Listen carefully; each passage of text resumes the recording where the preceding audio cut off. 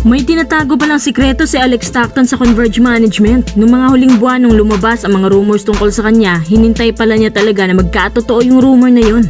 Ngayon may isang source mula sa Converge ang nag-leak na impormasyong to na siyang nalaman nga na isang spin writer na si Snow Badwa.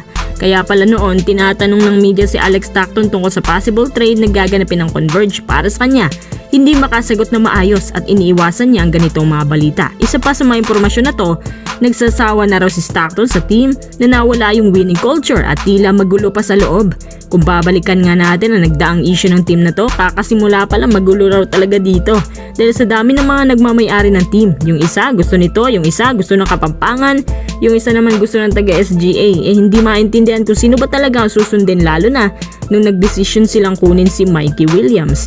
May kalabuan pa rin hanggang ngayon sa bagay niya, pero at least hindi mo na ginagalaw ang issue na to. Pangalawa, sa nirereklamo niya, ayaw daw niya ma-stuck sa team na to. Gusto niyang lumipat sa ibang team na alam niyang magagamit siya ng tama, since kasi nung dumating si 1GDL medyo inconsistent na talaga si Stockton at minsan siya pa yung sinisisi ng iba sa kanila dyan. Kung ako kay Stockton, okay naman magpasada ang Converge. Bakit di na lang siya manatili dyan for business lang? At least binibigyan pa rin siya ng 19 minutes playing time. Tapos ginagamit naman siya at tinuturing na main scorer.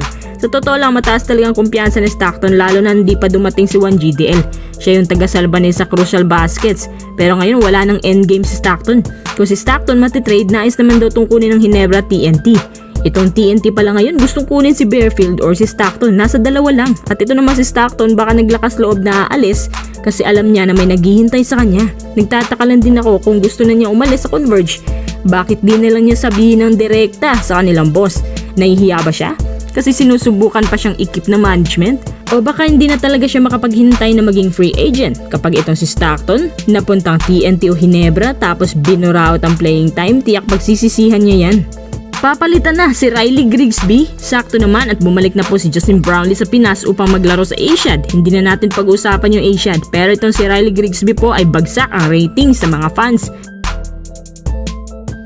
Dismayado nga raw sila sa pinapakita nito dahil marami pala siyang lackings, pero para sa akin okay na okay naman to si Grigsby. Hindi lang siya bagay sa system ni Coach Team. Napansin ko din na parang yung laruan niya di bagay sa pang-PBA na style. Kailangan umambag ka rin sa loob. Ang kahinaan ni Grigsby, shooter siya pang long range. Kaya madali sa kanyang 4-pointer, pero sa own system kailangan ng import na malakas din sa paint.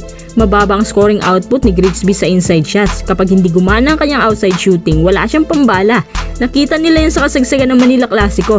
Hindi binabantayan ng mahigpit si Grigsby sa Ginebra. Instead, kay RJ Abrientos nakato na kanilang pansin dahil alam nila na si RJ asakit sa ulo nila ngayon, hindi ang import. Hindi kasi siya dominant sa ibang aspeto, laging talo sa rebounds at inconsistent pa kayang shooting minsan. Napapaisip ang Ginebra kung kaya maglaro ni JB sa Asiad, siguro naman pwede na siya sa Ginebra. Alam niya despite sa magandang shooting ni Grigsby minsan, kumbinsido pa rin si Coach Team na si JB pa rin ang kanilang permanent import, hindi niyan magbabago. Kung titimbangin, si JB aging, pero nagawa naman niyang bigyan na isa pang title ang Ginebra. Kaya mapapaisip ka rin na mas okay na siguro na palitan agad ni JB si Grigsby. Maliban kung makita sila ng import na pang Justin Brownlee ang playing style, yung bang do-it-all na import na halos lahat ng angulo nandyan, may 8 of 10 sa jumpers, 55% sa 3-point field, tapos sumasalaksak din. Alam nyo ba na matagal na naghahanap ang Ginebra ng import na may blueprint ni JB? Kasi aware naman po sila na may edad na talaga, pero hanggang ngayon wala pa rin silang mahanap. Kaya gustuhin man nilang palitan ito pero wala pa rin. Hangad ng Ginebra fans sa sana itong pagbalik niya ng Pinas ang senyales na babalik na siya sa Ginebra.